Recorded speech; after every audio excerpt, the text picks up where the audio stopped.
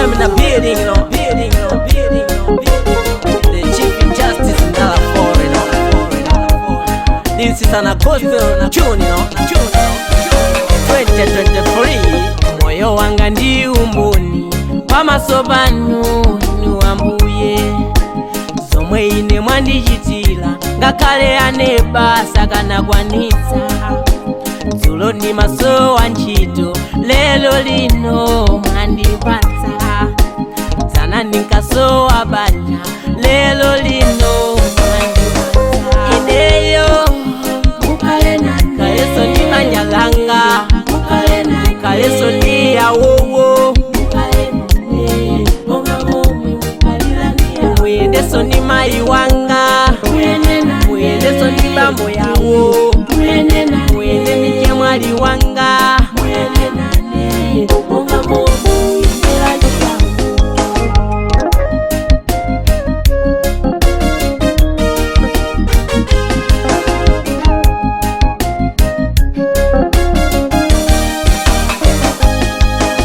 azanga omwe ndinabadwa nawo anamwalira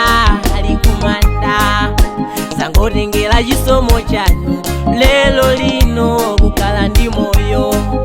ndinali mundu wolowerera koma Ambuye mwandisintha palibe chomwe ndingachite koposa inu kukuyamikani ineyo kaleso ndi banja langa kaleso ndi yawowo muyendeso ndi mayi wanga muyendeso ndi bambo yawo muyende ndi chemwali wanga